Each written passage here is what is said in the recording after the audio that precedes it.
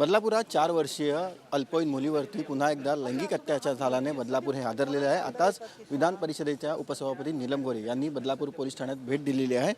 ताई, आता तुम्ही भेट दिलेली आहे, पोलिसांकडून माहिती घेतली, काय नेमका प्रकार घडला, काय सांगितलं पोलिसांनी? पोलिसांनी ताबडतोबच योग्य त्या सगळी कारवाई केलेली आहे आणि त्याला जामीन मिळू नये म्हणून त्यांचा प्रयत्न चाललेला आहे। त्याचबरोबर मात्र एक स्पष्ट दिसतंय की शाळेनी वाहतूक व्यवस्था जी आहे ती आउटसोर्स केली होती आणि त्याच्यामध्ये आउटसोर्स करत असताना नेमकी त्याच दिवशी महिला परिचर नव्हती। मुलीच्या आईला पण त्यांनी विचारलं होतं की आदल्या दिवशी नव्हती का, तर ते नव्हती, आदल्या दिवशी होती पण त्या दिवशी नव्हती। त्याच्यामुळे मला असं वाटतं की कुठलेही जे नियम केले जातात सरकारकडून त्याची काटेकोर अंमलबजावणी होणं हे फार आवश्यक आहे आणि अशी जी अत्यंत हीन प्रवृत्ती आपल्याला दिसते त्याला कडक कारवाई झाली पाहिजे। पण एक घटना न्याय मिळणं जसं महत्त्वाचं आहे तसं परत परत अशा घटना घडू नयेत म्हणून मी 3 सूचना दिलेल्या आहेत। एक म्हणजे महिला कार्यकर्त्यांची महिला दक्षता समिती जी सक्रिय करावी, त्याची नियमितपणे मीटिंग घ्यावी। दुसरं जे व्हेंडर्स आहेत शाळांना बसेस पुरवणारे किंवा रिक्षा जे वापरतात त्यांची बैठक मोठ्या प्रमाणात घ्यावी आणि तिसरं म्हणजे प्ले स्कूल्स च्याबद्दलचं शिक्षण विभाग आणि महिला बालविकासाचं धोरण हे ठरवण्यात यावं आणि यासाठी मी स्वतःच पाठपुरावा दादाजी भुसे आणखीन संबंधित विभागाकडे करणार आहे। जी घटना झालेली आहे ती प्ले स्कूल किंवा प्रायमरी शाळेत झालेली आहे, तर त्या शाळेला ही शाळा सरकारच्या अंडरच येत नाही असं एक आता माहिती समोर आलेली आहे, तर ते असं का नेमकं? नाही, त्याच्यामध्ये ती प्ले स्कूलच नाव आहे त्यांचं, त्यामुळे मुलांना उद्या कोणी म्हणेल की उद्यानामध्ये पण नियमावली करा।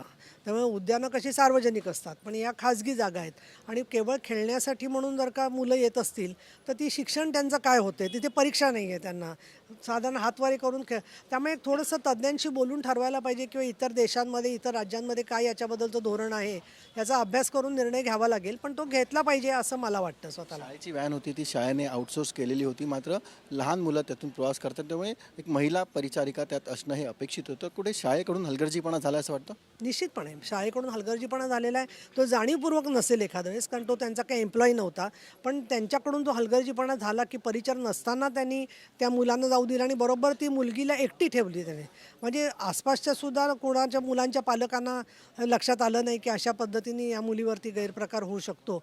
मी तर म्हणतीन की त्या मुलीला फार मोठी इजा झालेली नाही आहे, परंतु जो मानसिक धक्का आणि शारीरिक जी त्रास झालेला असतो त्याची भरपाई कोणीच करू शकत नाही, परंतु तिची मुलगी, तिचे आईवडील आणि तिचे नातेवाईक यांना पण समुपदेशनाची फार आवश्यकता आहे की या गोष्टीला धीराने कसं पुढे जायचं। तर माझी तुम्हाला सगळ्यांना विनंती आहे, मीडियाला आणि सगळ्यांना, की कोणी त्यांची मुलाखत घेण्याचा प्रयत्न करू नका। पूर्वीच्या वेळेला 1-2 ठिकाणी मी पाहिलं की आम्हीच पीडित आहोत म्हणून ते बोलत होते आणि पीडितांना मी जेव्हा विचारलं तेव्हा त्यांनी सांगितलं आम्ही कुठेच इंटरव्ह्यू दिलेला नाही आहे। त्यामुळे मग शेवटी व्हॉईस रेकॉर्डिंग करून लोकांनी तपासायचं का कोण बोलले ते। त्यामुळे या बाबतीतली कुठली आयडेंटिटी त्या मुलीची किंवा तिच्या कुटुंबातली किंवा तिच्या शाळेमध्ये कळता कामा नये अशी माझी आपल्याला विनंती राहील। बदलापुरात झालेला काही पहिला प्रकार नाही आहे। अक्षय शिंदेच्या प्रकारानंतर बदलापूर अक्षरशः पेटून उठलेलं होतं आणि आता त्याच स्वरूपाचा एक गंभीर असा गुन्हा घडलेला आहे। याच परिसरात अशा घटना का होत आहेत, काय त्याबद्दल काही माहिती? एक आहे की बदलापूरमध्ये घटना जी घडली तर ती आधीची जी घटना आणि ही घटना दोन्ही चिमुकल्याच मुली आहेत, पण आज तुम्हाला सांगते मी पुणे, सातारा, सांगली, कोल्हापूर, संभाजीनगर कुठला भाग असा राहिला नाही की जिथे होत नाही आहेत घटना।